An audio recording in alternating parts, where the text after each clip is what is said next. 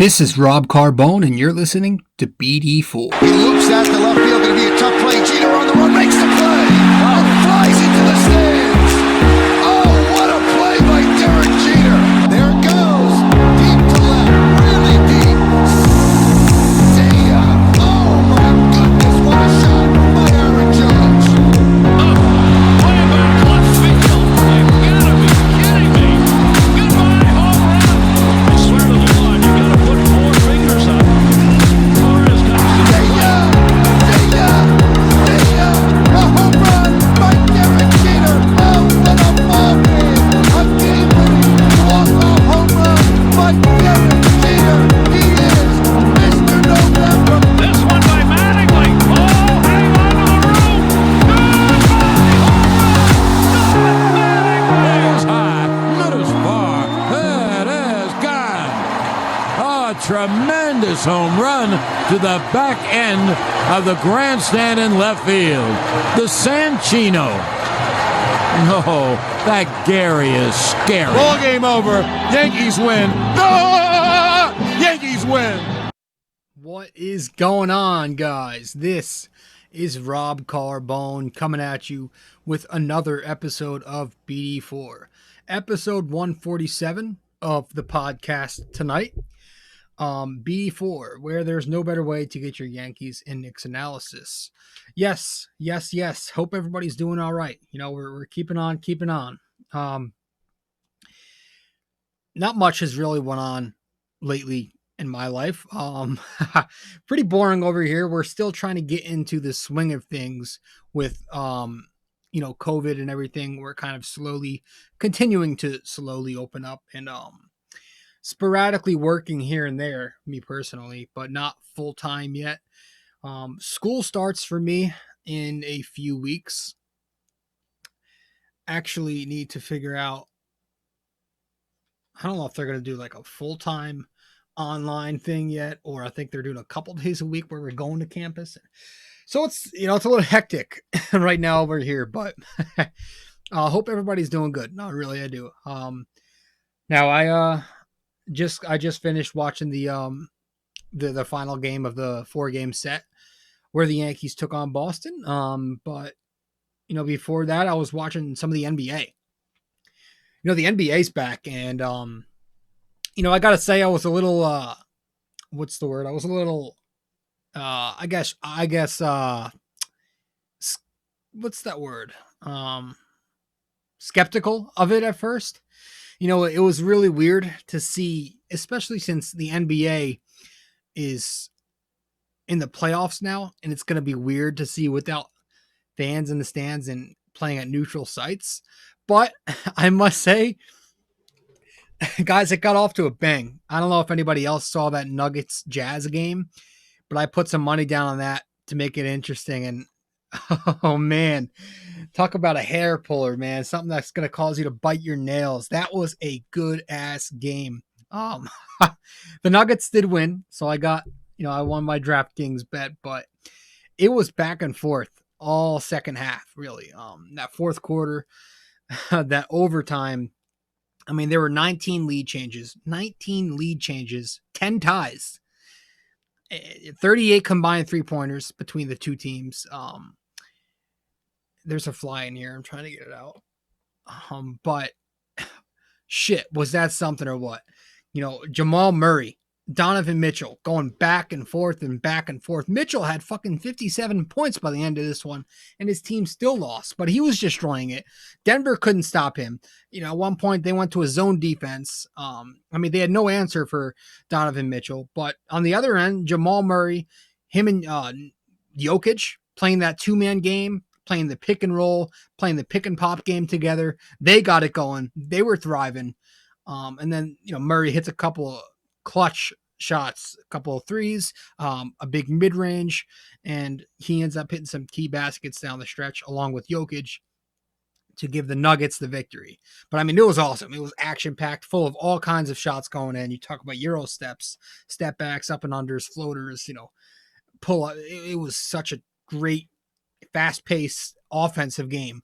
Now, usually I'm all for that grit grit and grind type of defensive battle. But this was one that really caught my attention. Again, maybe it was because I threw some money on it, but it was fun. It was exciting. So that was fun to see game one of the NBA playoffs kick off with a bang. Also, the Toronto Raptors pounded the New Jersey Nuts. Big win for them. So I'm glad to see that as a Knicks fan. Not like it matters. We're still salty over here that we haven't seen the playoffs since the Woodson era. He's back, by the way. But yeah, that was what I did before fucking catching this Boston game 4 tonight against Boston. You know, they one of these, was it Sunday night, they had that ESPN broadcast, and I tuned into it. So I put on ESPN, but turns out I put on ESPN2. So they were having two versions of the broadcast. And I didn't know at the time, but the version that I tuned into was this nerd's nerd version of it. It was this analytically driven, broadcast team out there that were just showing analytics. Even the ticker at the bottom of the screen, launch angle leaders, exit velocity leaders, miles per hour on your fastball leaders, hard hit percentage leaders. And again, I thought this was just the new format ESPN was going with from now on. So I was really concerned. I'm like, are we really this fucking analytical now? We're not even going to bother to show the traditional statistics and the other parts of the game. But fortunately, my buddy texts me and tells me that you can watch it on ESPN. I was watching ESPN2, had no clue. Thank God, though. I mean, it was just the all analytical team out there in that booth, and all they were talking about was sabermetrics.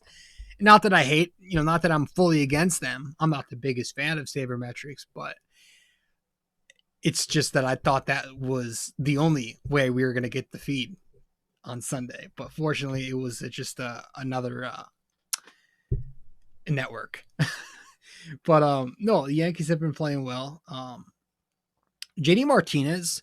So they were talking about this also on it might have been Saturday, where JD Martinez is apparently upset now because he's not going to get his poor iPads to look at during the game and go in the tunnel and fucking study film of his last at bats. Ridiculous how he's making such a big deal out of this. David Cone, who I don't love, brought up a good point though. Jeter, Bernie, back then, all those great hitters. And it's not even that far back. You don't even have to go that far back. But they didn't need that. They were in the dugout with their teammates, communicating with their teammates, looking at what the pitcher's doing, seeing where the ball comes out of the pitcher's hand. And they were studying the game as it was. They didn't need those iPads in the tunnels and have to go and study and, pretty much give yourself a school session. And JD Martinez is apparently upset that you can't do that now with these new COVID protocols.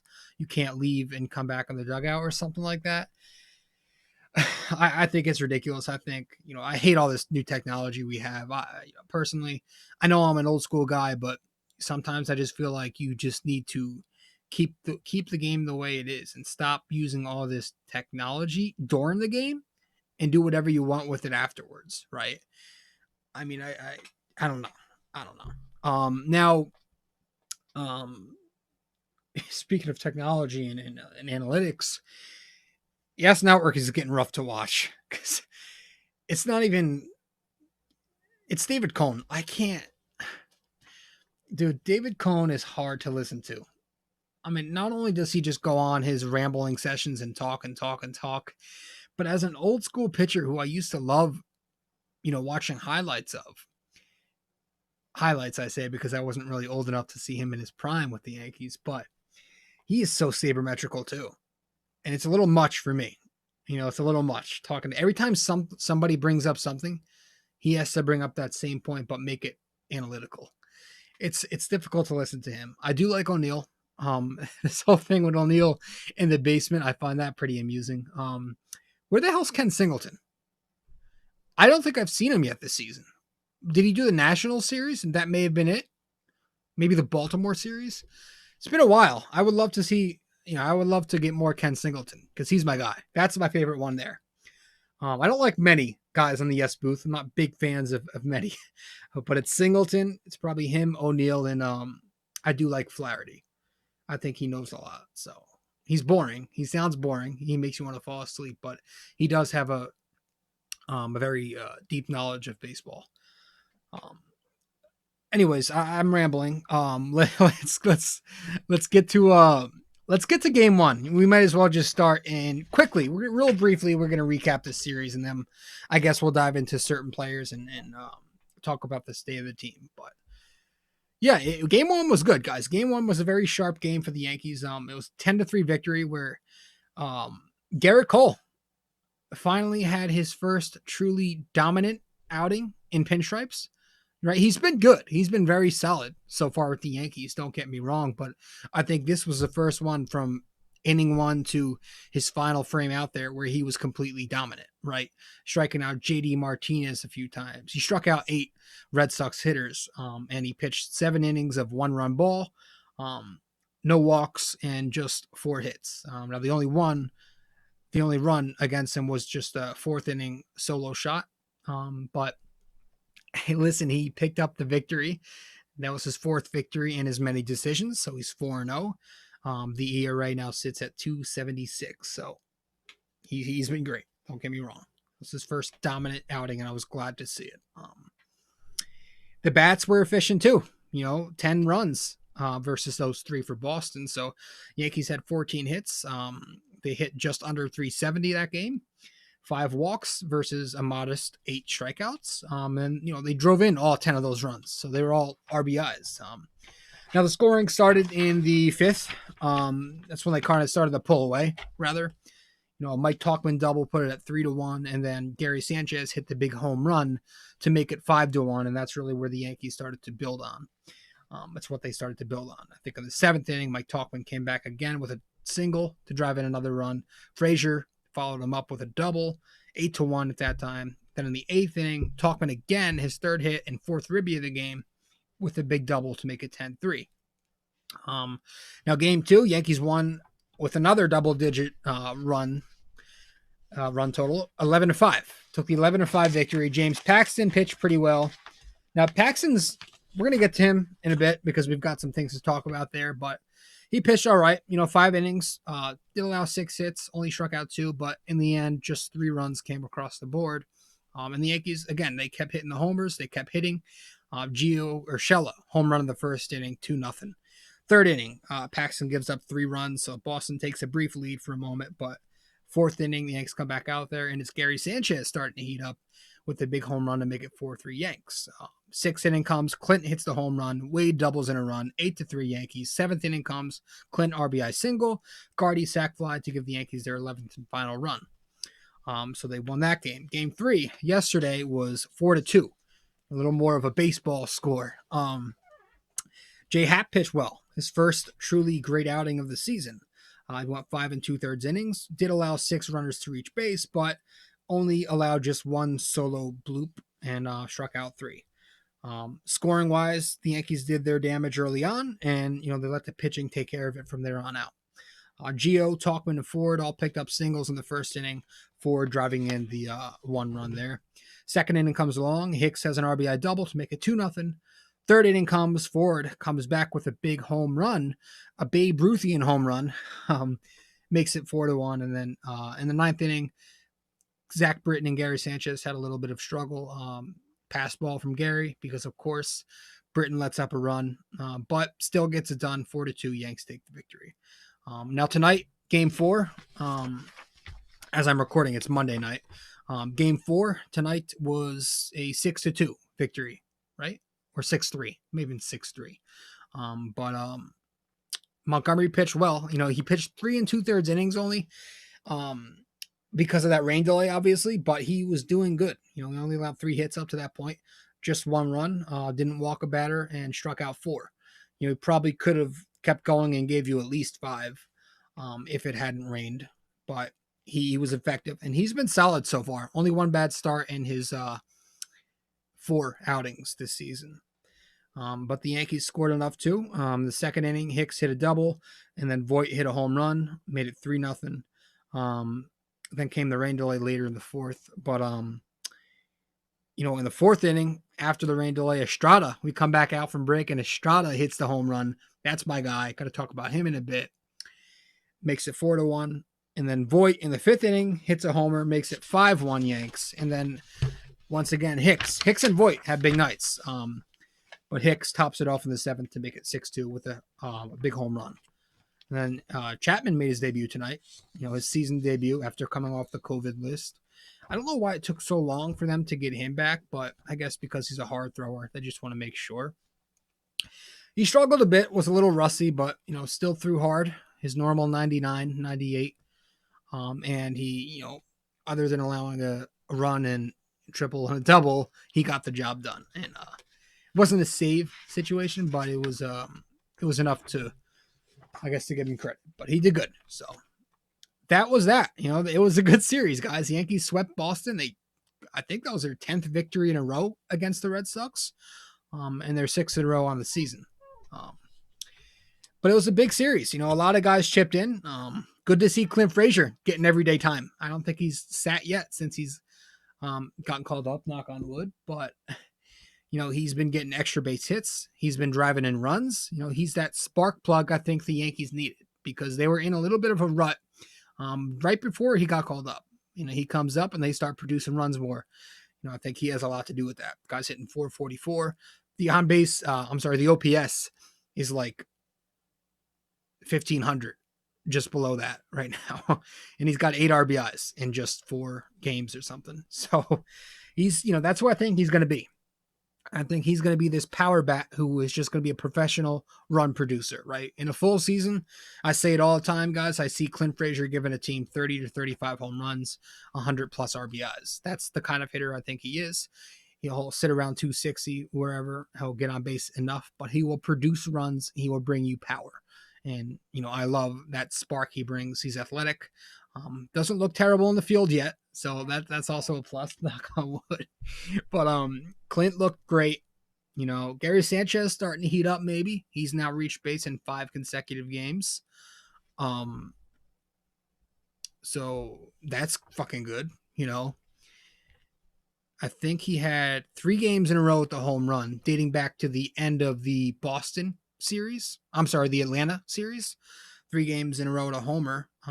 But, tonight he got on a couple times with the walks. So maybe he's starting to heat up. That would be big, for him to catch one of his hot streaks because, we know how much of a hot and cold hitter Gary Sanchez is, right? He's going to slump for a few weeks, a week or whatever, and then he'll get hot for some time as well. And that's who he is. That's who I've come to accept him as, this guy who's just going to be your prototypical power hitting catcher.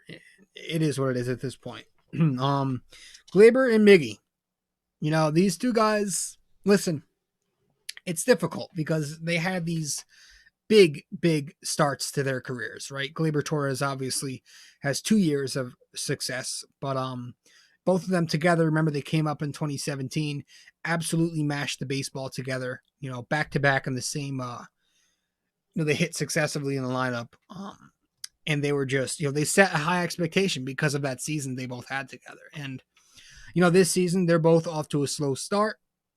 Torres is kind of a mess right now, everywhere. He's had some indicators at the plate of late, getting on base more lately, singling a lot, going the opposite field more, walking some more. So he's maybe starting to, get lukewarm at the plate. But, especially tonight, it's been in the field and he did have that 4-for-4 game the other night, but it's been in the field, the errors. It's been the base running mistakes. It's just been the fundamentals and the overall focus right now where Gleyber Torres just doesn't look like he's there. He has 6 errors and already 2 of them tonight in game 4 of the series and made a base running mistake getting picked off at first base tonight. Here's the thing with Torres. Like, he's obviously he's got immense talent, right? He's a very fucking talented player. But I think right now and so far in his career, he's getting by just on that raw talent. He still has a very low IQ. He needs that side of it. Baseball is, what was it, Yogi Berra who said it's 90% mental. He needs to, Gleyber needs to start using them brains more and focus in more, because I think that has a lot to do with why he struggles at times. He's got the talent. There's no doubt about it. He's got the talent to be that superstar, and he's been a rising star so far in his career. But sometimes at the plate, he'll lose focus. He'll think of those 38 home runs he just hit and try to pull it 500 feet. Or sometimes in the field, he'll lose focus when he's tracking down an easy routine ground ball. Or now it's becoming, hopefully it's not going to become an issue with the throwing errors we're seeing more of. But I think right now he just needs to tone it down and use the brain more, Torres. As for Miggy, he's been pretty awful. He's not looking great in left field. Misplayed a ball tonight. Doesn't really look sharp out there. Still learning the position. At the plate, still kind of horse shit. Let's be real. One hit in, I don't know, like 18 at-bats. But it's early. He's getting sporadic time, so it's hard to find a rhythm when you're only playing so much.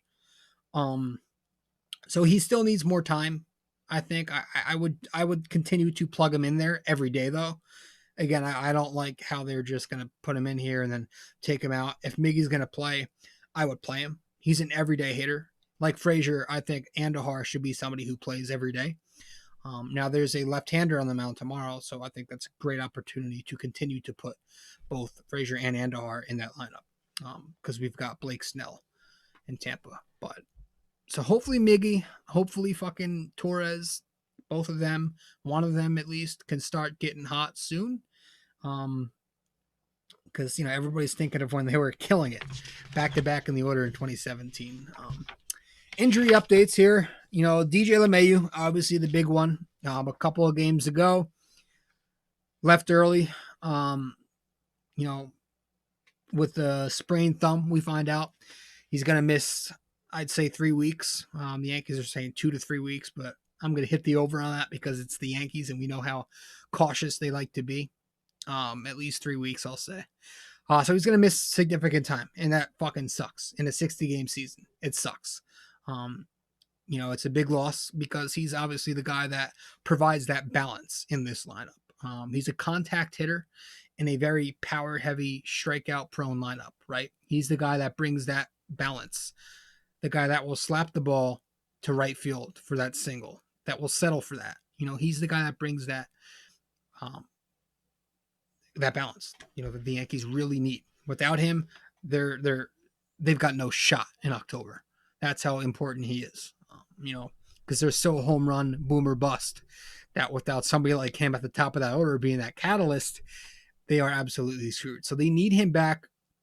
My hope is, 3 weeks sucks, but if he can be back in time to, get a decent amount of games under his belt before October, that would be the ideal situation here. Get him ready so where he's not just going into October cold. He needs to be back in time so where he's played a healthy amount of games. And hopefully it is just this 2-3 week period. I'm hoping he's back ASAP and stays healthy for the remainder. So sucks to lose him for a bit, but obviously we're going to continue with this whole next man up shtick. But, in terms of the good news with these injuries, obviously we've got Chapman who came back tonight, but Aaron Judge, he's coming back on Saturday, I think. The Yankees say Saturday, so that would be big. He was obviously their run producer out there, hitting home runs every night, driving in runs, 20 RBIs in like 17 games, and already 9 home runs. Probably would be right up there with Trout and Tatis Jr. right now had he not gotten hurt. I think they both have 10, so he definitely would have been at least at that mark. But yeah, he's coming back, so that's good news. As for Giancarlo, they were showing his press conference today, first time he's spoken publicly since his injury. Excuse me. Guy's just a fucking straight up thief, straight up loser, stealing money from the organization. Don't want to waste too much time on him. Guy's a fucking bum. I don't care what you feel about him. Since he's came here, he's done nothing but steal money. All right. And the one season where he did stay healthy, he choked in the playoffs. So I don't want to hear shit. Not a big Stanton guy, as you can tell. But hey, again, the guys are stepping up. My voice. Guys are stepping up. Talkman, he's been fucking sharp. 3 hits on Friday, 4 ribbies on Friday. Got on base 2 more times on Saturday. Yesterday, Sunday, gets 2 more hits. He's hitting 357. His OPS, a few ticks below 900. I mean, pulling guys out the ass here, fellas. Pulling guys out the ass. Gio Urshela, he picked up a hit in all 3 games he played this series. Home run in the first game. He's remaining strong on both ends, just like Talkman. Estrada comes in and hits a fucking home run tonight. They call him up, boom, he makes an impact right away. I would love to see this guy get more time, Tyro. He's one of the Yankees I really like. Now, I'm not sure how.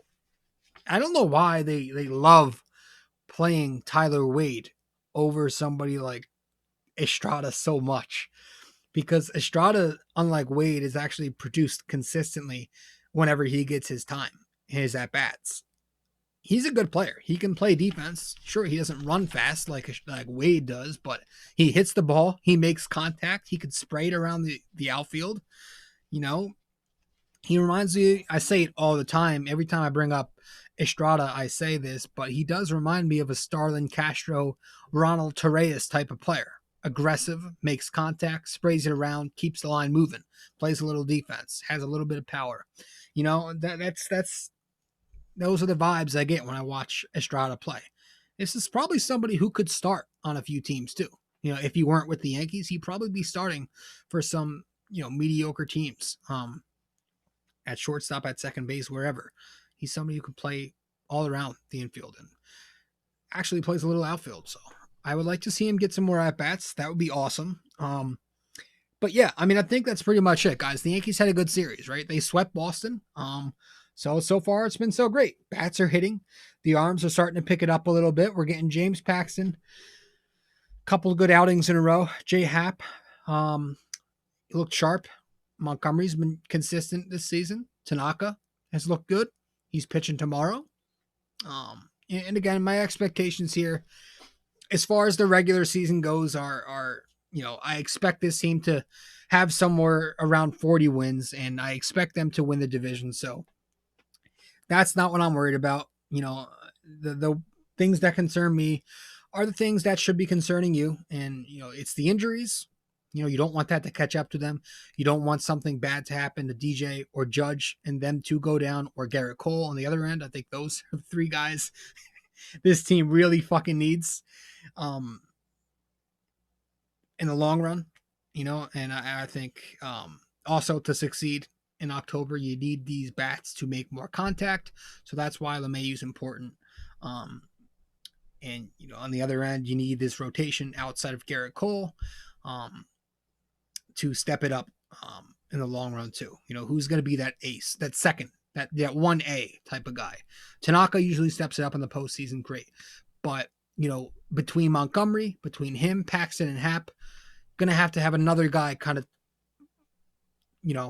be consistent. And I think Montgomery could be that guy. Paxton, the lack of velocity, still, that's concerning me. And I'm smelling a DL stint soon. I'm smelling something. But if he doesn't get that velo back, I don't see him being that 1A. Definitely don't. So, I think Montgomery could be that swing factor in this rotation. Him or Paxton. I think one of them, it would be huge to get a big year out of, So look for that. And that's pretty much it. But we're going to head to break. We forgot to go to break. We're going to head to our quick little commercial break, and we'll be right back. All right. Hey guys, really quick, I just want to remind you that if you go to my website at nysportstalkrc.wordpress.com, you can find me on social media. You can find the links to my podcast and my blog. So that's all you got to do. Just go to my website, go to nysportstalkrc.wordpress.com, and there will be a page that displays all of my information. All right, guys, thank you. Let's get back to the show.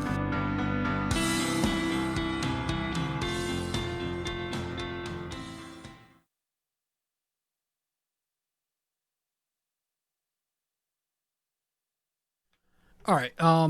Yeah, I mean, I think we've covered pretty much most of it tonight. I mean, good series, guys. I'm gonna go see what time we got. 12:43. I don't think there's any more basketball games on, but fuck it, let's check. You know, it's been off to a good start. No, that was fucking hell of a game, hell of a fucking game from Denver. And the Clippers did win. See, I was gonna throw money on the Clippers. I was going to, but I just had a feeling. I don't know. Clippers picked up a victory. Oh fuck. Okay. Toronto beat the shit out of Brooklyn, which was huge. Boston ended up beating Philadelphia. See, all these teams won who I was going to pick every one of them. I could have won some big cash on this. Oh man. Only game I bet was that Denver game, but all the teams that I picked to win in my head won. God, I hate that. Damn. Oh man. Okay. Yeah, it's off to a good start. But see what's going on in baseball. Oh shit, Dodgers and Mariners are going to 11-9 in the 8th. Athletics and the D-backs. See, the Athletics, I don't know if you guys listened to episode 146, but I was saying the Athletics are that team who I'm picking this year to win it all. I think that's the sleeper team in the American League. I think the Dodgers will make it again, but I think it's going to be the Athletics who take it home. I feel like this is the kind of season where they'll just take it. You know, it'll be the Athletics who win. They're hot right now. Excuse me. They're hot right now. Maybe I'm just completely out of it right here, but that's my sleeper pick. I'm going with Oakland. They've been hot all year. I still believe they have the best record in baseball, unless that's changed. It's so funny how the Orioles are actually good this season. Telling you, 60 games, you never know what can happen. You get a team that catches a hot streak, and a small window like that, you'll be able to sustain that. Nationals are struggling. See, things happen. Wow. All right. Well, let's get to the NYK question of the day, and then we'll head out. All right.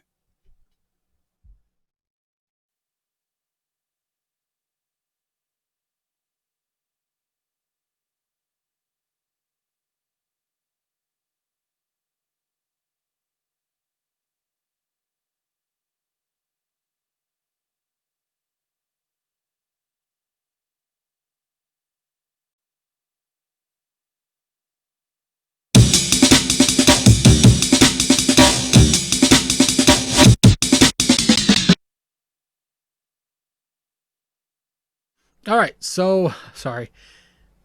Fix that here. All right. So, last time out in episode 146, I asked you how many championships did Yogi Berra win as a player? And the answer to that question was 10. He won 10 championships as a player. That's fucking crazy. But tonight's NYK question of the day, I'm asking you here to name at least one of the 3 Yankees to ever toss a perfect game. All right. So once again, name one of 3 Yankees to ever toss a perfect game. So message me or comment on the post once I publish this podcast episode. It'll be up on Instagram. It'll be up on Facebook. Not really using Twitter anymore. Taking a break from Twitter, rather. Maybe I'll be back someday, but I don't like going on that app. I'll be back. I'll be on Facebook, though. I'll be on Instagram. I'm on Instagram mostly, so you can reach me there. You can reach me on Facebook, though. I'll definitely get the notification. And guys, thank you so much for tuning in. So that is it. That's all we've got here for episode 147 of the podcast of BD4, where there's no better way to get your Yankees and Knicks analysis. Guys, thank you so much for tuning in, and I'll catch you next time. All right, ciao.